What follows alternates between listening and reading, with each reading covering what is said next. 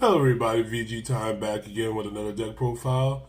And this time, as the thumbnail suggests, we're looking at King Vegeta from set 13. This is a deck I was very excited to be able to build. I was able to get the cards pretty early. And after some play testing, I came across a build that I think shows all the power of the deck, as well as puts my own little twist on it. So, like with most of my newer archetype deck profiles, it's going to take a while since there's a lot of explanation. If you're not interested in that, that's cool. Timestamps down below. I'm not here to, force you to stay with me. But if you do go along with the ride, you get to understand my thinking and why I made the choices that I made. So, let's get into it. King Vegeta.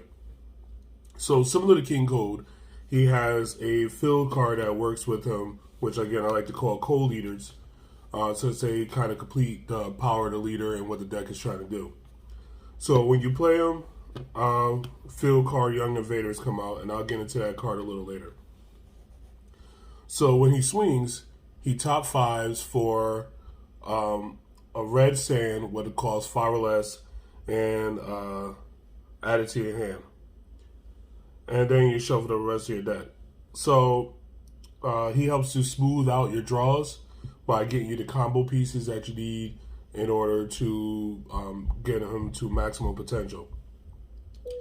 He has a dual awakening, and it's the kind that I like, where it's either you or your opponents have 4 or less life.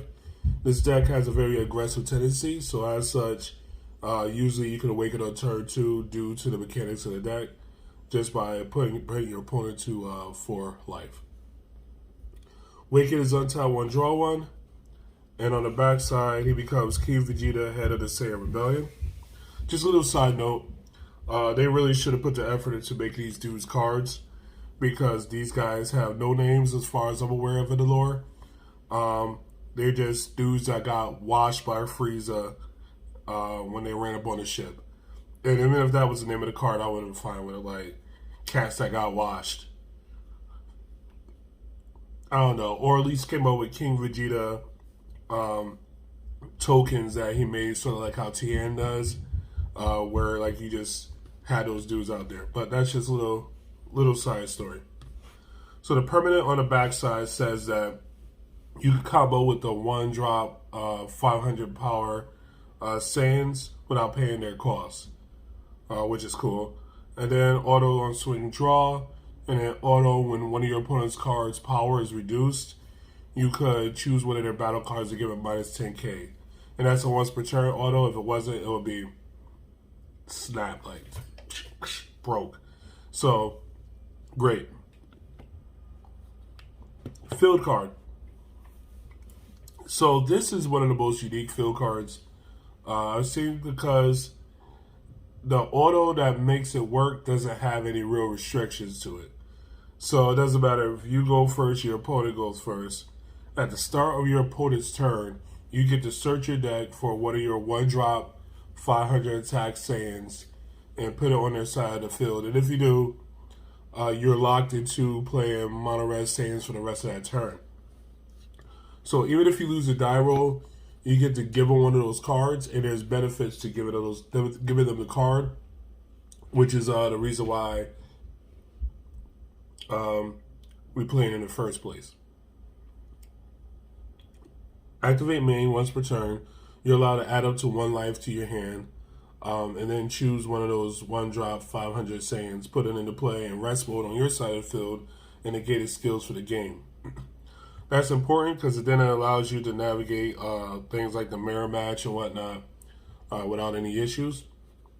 And then a second activate main is you can pay red, choose one of your opponent's battle cards and minus 5k it. So all around, good card. So before we get too much into the main engine, I'm just going to go over unisons. This is the new Black Mass Saiyan Unison that is meant for the deck, I believe anyway. I like it a lot because of where it fits out on the curve. This is a 1-drop red Unison. Similar to the King Piccolo Giant Force, if your opponent adds a card to the life to their hand or to their drop area, he gets a marker once per turn as an auto. So that's pretty easy to pull off due to how this deck works. And then the plus minus 0 says that if your opponent plays a battle card, they have to either choose to minus it 5k or give him 2 counters. So if they're playing like little cantrips, the board is cleared because unless they want this card to get out of control, they're not going to minus 5k it. And if they do minus 5k it, then that card is all good threat, so you're winning either way. Minus 4, it becomes a 25k double striker. So it helps you to finish all games as well. Then I played 2 copies of Jiren.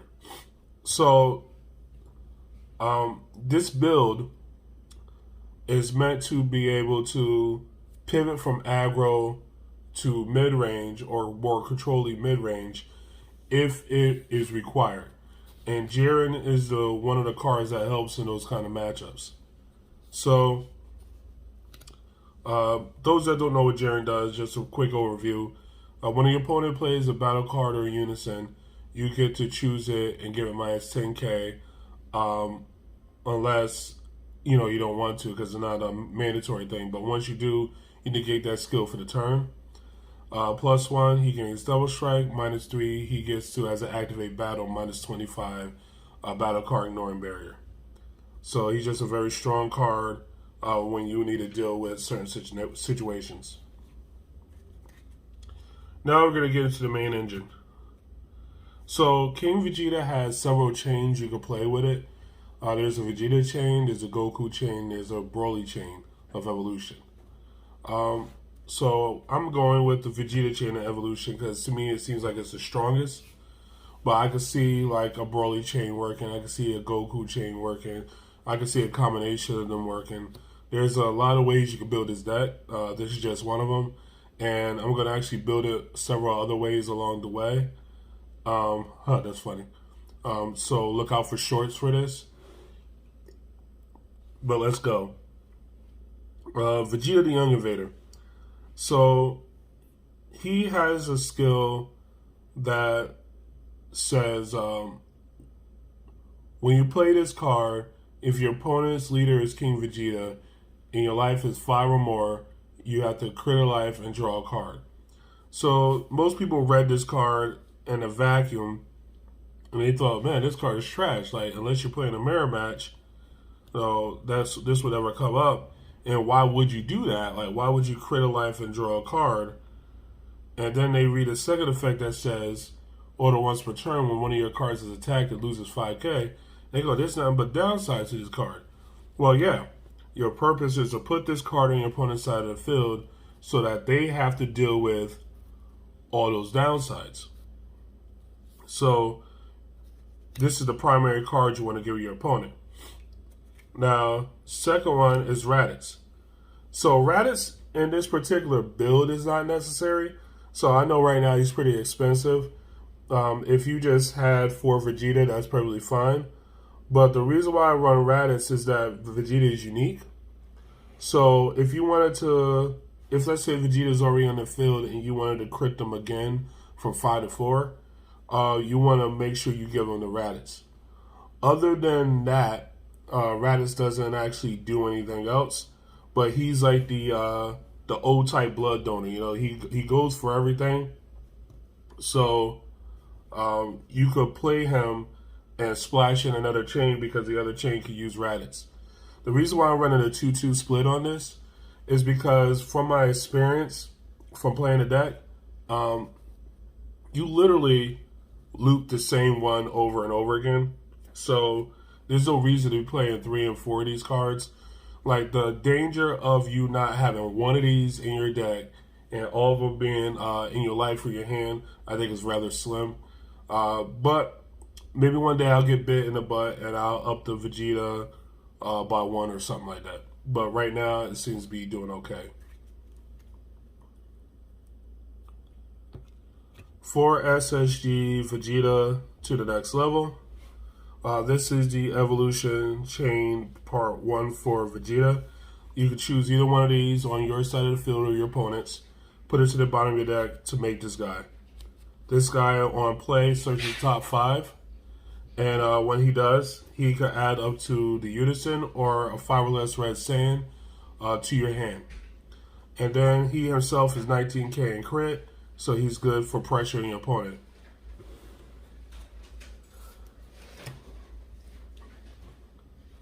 Then the final part of that chain, which gives us the ability to pivot to a later game. When I say later game, I mean like turn 4 or 5, is SSB Vegeta at full power. So this guy right here is a 25k double striker with deflect, so you don't have to worry about certain counterplays. And even with the way his skill works, you don't even have to worry about charismatic village so much. 25k double striker. He says that you could pay triple red, draw a card, and evolve him over the top of a 3-cost Vegeta BR.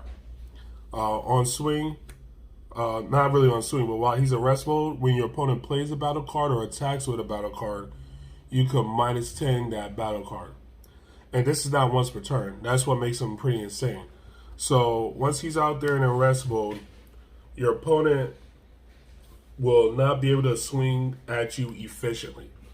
Like, unless their card has barrier, they're not going to be able to swing at you efficiently.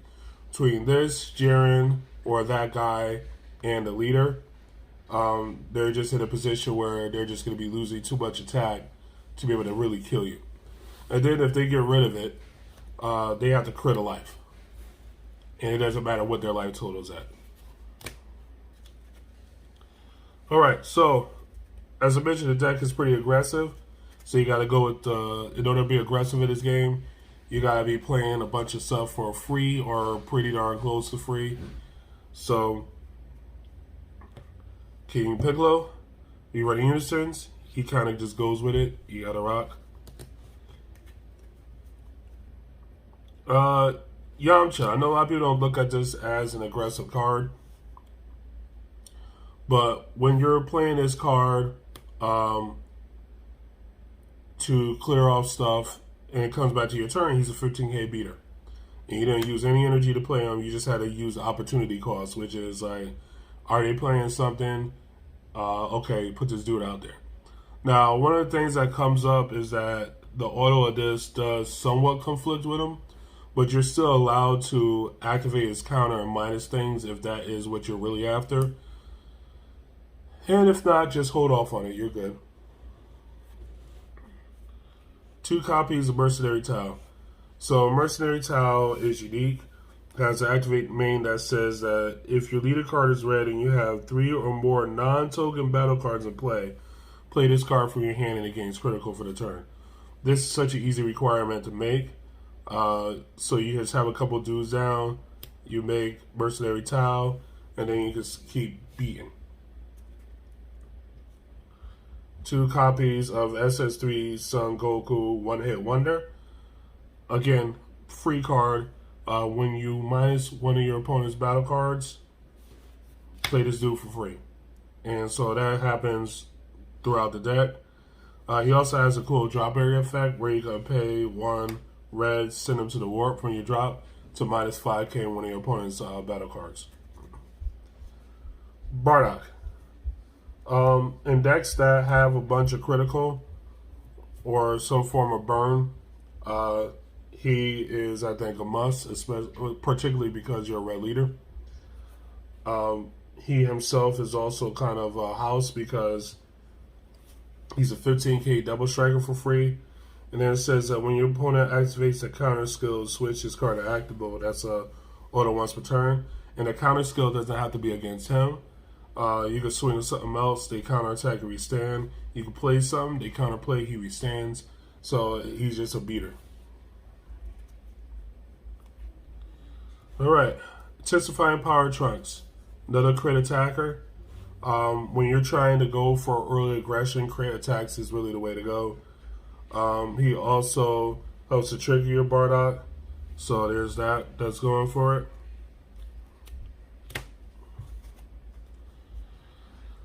Card I'm messing around with.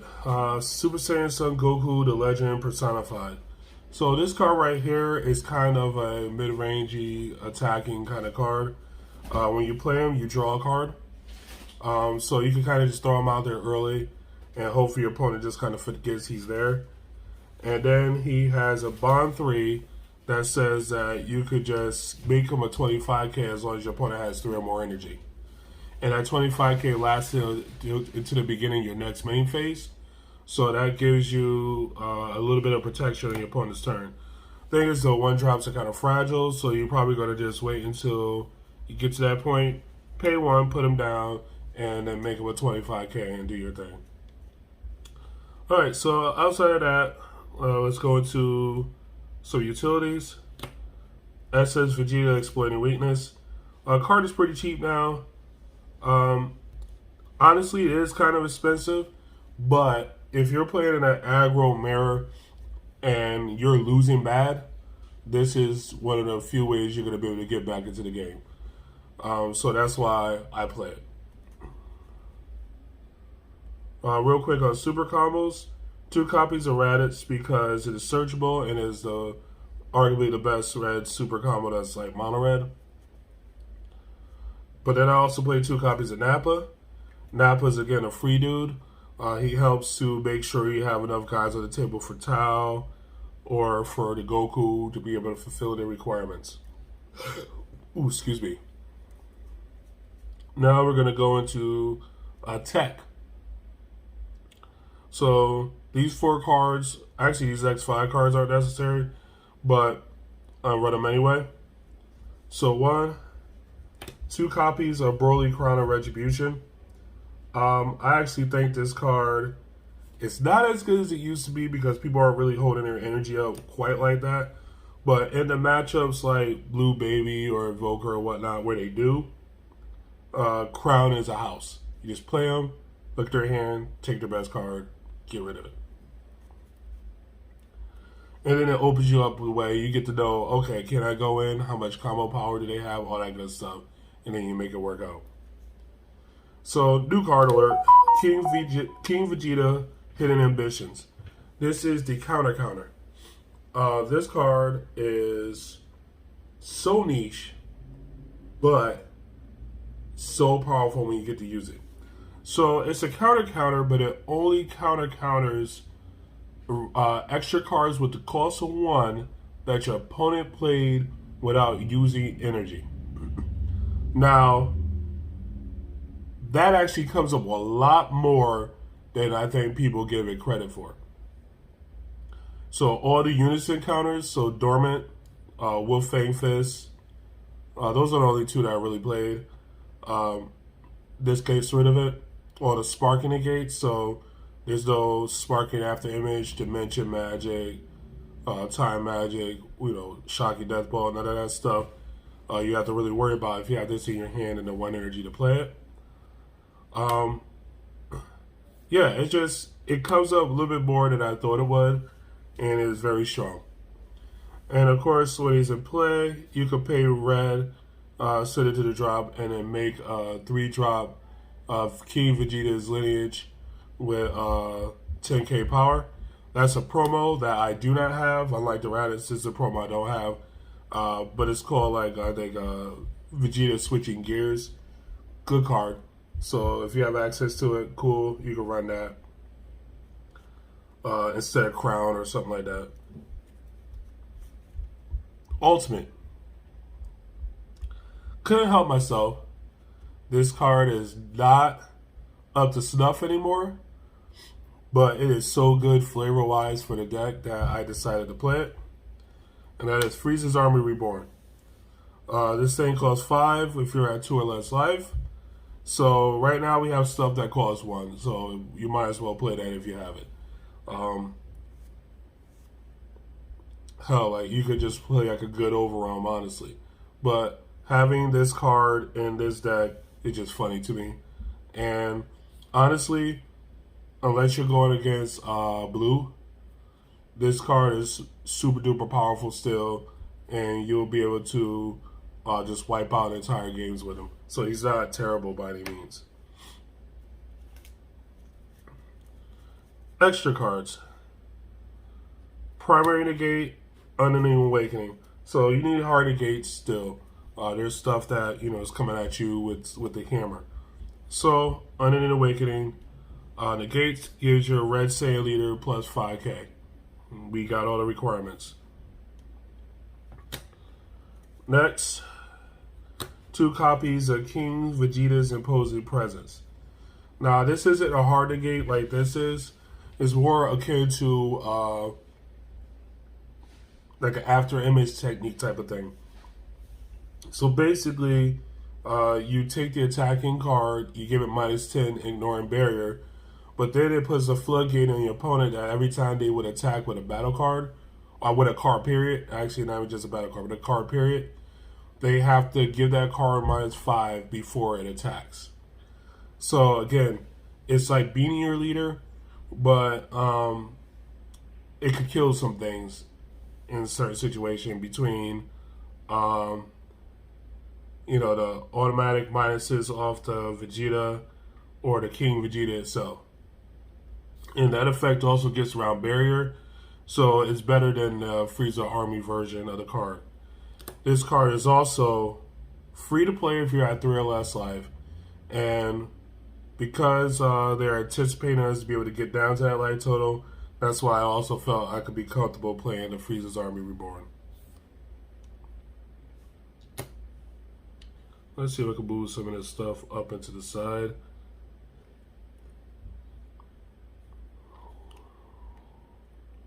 Here we go.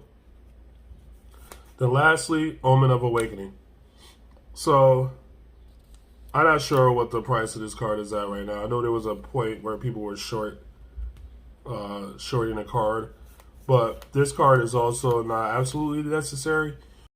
Just wanted to let you know that I actually made a mistake with this card. I initially put it in the deck when I had King Piccolo, so we were able to play it for 1. Now that I changed my unison layout, you can't. So if you wanted to change this out for more negates, you can. If you want to put in double strike chompers, you can. But you are no longer really required to try to play this card in the deck. And there you go, Charismatic. You can crit your life, pay red, and get rid of it. And that is it for the deck profile. Just a brief comments on the deck and whether or not I think the deck is competitive. I think it's super competitive. But competitive is a weird thing right now. A lot of decks have similar-ish levels of power, and it's kind of hard to tell whether or not a deck is strictly better than another one at doing the same exact thing. So, is this deck a better red aggro mid-range deck than King Piccolo? Hard to tell. If you play the full aggro version of this, is it a better aggro deck than, say, Red Broly or aggro Launch? Kind of hard to tell. People are trying out various engines in this. I'm going to be trying out various engines in this and seeing where the deck goes. And the reason why my comments I made matter is because if there's usually if there's a deck that does something within a color at its best, people just play that deck. Because as you see, the staples are all the same. So it's just a matter of, deck specific cards and stuff like that, which are usually not what's expensive. So will it usurp one of those already established decks? Possibly. But while stuff is still cheap right now, I encourage you to pick it up. Assuming that you have the staples already in